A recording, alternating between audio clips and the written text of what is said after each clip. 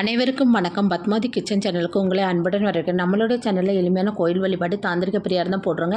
இந்த சேனலை சப்ஸ்கிரைப் பண்ணி வச்சுக்கோங்க. பக்கத்தில் இருக்க பெல் கிளிக் பண்ணி வச்சுக்கோங்க. நாங்கள் போடுற ஒவ்வொரு வீடியோ உங்களுக்கு உடனுக்குடன் அப்டேட் ஆகிட்டு இருக்கும். வாங்க வீடியோக்குள்ளே போகலாம். அதாவது கல் உப்புங்கனாலே அது மகாலட்சுமியுடைய அம்சம் அப்படின்னு நமக்கு எல்லாருக்குமே தெரியுங்க. பொதுவாக சமையல் அறையில் இந்த கல் உப்பை நம்ம எங்கே வச்சு பயன்படுத்தணும், எப்படி பயன்படுத்தணும் அப்படிங்கிறத நான் இந்த வீடியோவில் பார்க்கலாங்க. பொதுவாக நிறைய வீடுகளில் இப்போ வந்து கல் உப்பு வாங்குதே இல்லைங்க, சால்ட் உப்பு தான் பயன்படுத்துகிறாங்க. இந்த சால்ட் உப்பு பயன்படுத்துறது ரொம்ப உடலுக்கும் கேடு. அது மாத்திரம் இல்லை, சால்ட் உப்பு எப்போதுமே பயன்படுத்தப்படாது.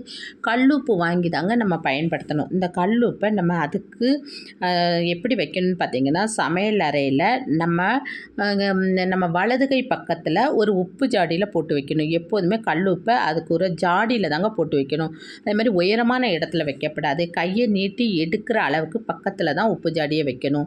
உப்பு ஜாடி அதை மூடி ரெண்டுமே எப்போதுமே நல்ல சுத்தமாக இருக்கணுங்க. ஏன்னா மகாலட்சுமியுடைய அம்சங்கிறதுனால அதில் எந்த ஒரு அழுக்கு கரைப்படைய மாதிரி இருந்தாலும் அதை மாற்றிடணும். அதுக்கு மேலே மாலையில் 6 மணிக்கு மேலே உப்பு ஜாடியை கழுவவே கூடாது. பொதுவாக வெள்ளி மற்றும் செவ்வாய்க்கிழமையில் உப்பு ஜாடி எப்போதுமே கழுவப்படாது. உப்பு எடுக்கும்போது சுத்தமான கையால் எடுக்கணும். அழுக்கோடோ இல்லை அசுத்தமான கையாலே உப்பு தொடும்போது வீட்டில் வந்து அது ஒரு செல்வ நிலைக்கு ஒரு தடங்களால் எப்போதுமே உப்பு எடுக்கும்போது அந்த கைகளை நல்லா சுத்தம் பண்ணிவிட்டு அதுக்கப்புறம் நீங்கள் உப்பு எடுத்து சமையலுக்கு கையாலே உப்பு எடுத்து நீங்கள் போட்டுக்கலாங்க. அது மாத்திரம் இல்லை, நம்ம வந்து உப்பு வந்து பழைய உப்பு ஜாடியில் வச்சுருந்தா அதை உடனுக்குடன் அதை நீக்கிட்டு நல்ல புதிய உப்பு போடணும். பொதுவாக வெள்ளிக்கிழமை சுக்கிர உரையில் 6 to 7, மதியம் வந்து 1 to 2, ராத்திரி 8 to 9 எந்த நேரம் வசதியாக இருக்கோ அந்த நேரத்தில் கண்டிஷனாக உப்பு வாங்கி நீங்கள் உங்கள் பூஜாரியிலும் ஒரு கிண்ணத்தில் உப்பு வச்சுட்டு உங்கள் உப்பு ஜாடியிலையும் நீங்கள் உப்பு எப்போதுமே சுக்கிர உரையில் நிறச்சி வைக்கும்போது உங்கள் வீட்டில் செல்வ செழிப்புங்கிறது வந்துக்கிட்டே இருக்குங்க.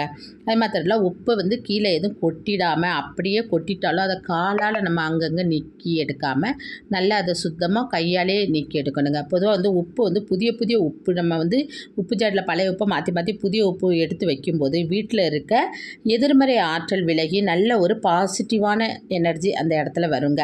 அது மாத்திரம் இல்லை, கல்லுப்பை பொதுவாக வந்து நீங்கள் உங்கள் வீடு துடைக்கும் போது அந்த கொஞ்சோண்டு கல்லுப்பு போட்டு அந்த வீடை வந்து துடைச்சிங்கன்னா அங்கே வந்து நமக்கு வந்து பாசிட்டிவ் எனர்ஜி இருக்கும். அது மாத்திரம் இல்லை, தெய்வ சக்தி உண்டாகும். இந்த கல்லுப்பை இந்த மாதிரிலாம் நீங்கள் பயன்படுத்தும் போது உங்கள் வீட்டிலேயே செல்வ செழிப்பு உண்டாகுங்க. பொதுவாக கல்லுப்பு வந்து நம்ம வந்து சமையல் செய்யும்போது நம்ம வலது கை பக்கத்தில் இருக்கணும். அது மாதிரி வந்து எப்போதுமே உயரமான இடத்துல வைக்காமல் கீழே குனிஞ்சு எடுக்கிற மாதிரி இருக்கணும். ஏன்னா அந்த மகாலட்சுமி தாயாருக்கு மதிப்பு கொடுத்து எடுக்கிற மாதிரி இருக்கணும். கல்லுப்பு சுக்கிர உரையில் வாங்கி நீங்கள் நிறச்சி வைக்கும்போது சமையலறையில் அதை நிறச்சி வைக்கும்போது அந்த ஜாடியில், பொதுவாக ஜாடியில் தாங்க உப்பு நிறக்கணும். அதுவும் மஞ்சாடியாக இருந்தால் ரொம்ப விசேஷங்க. அதில் நிறச்சி வச்சு நீங்கள் பயன்படுத்தி பாருங்கள். இப்படி கல்லுப்பை நம்ம வந்து தொடர்ந்து நம்ம பயன்படுத்தி தொடர்ந்து சுக்கிரவரையில் வாங்கி நம்ம அந்த ஜாடியில் நிறக்கும் போது நம்ம வீட்டில் செல்வ செழிப்புங்கிறது அளவுக்கு அதிகமான ஒரு பண வரவை நமக்கு கொண்டு வருங்க. இது உங்களாலே கண்கூட பார்க்க முடியும்.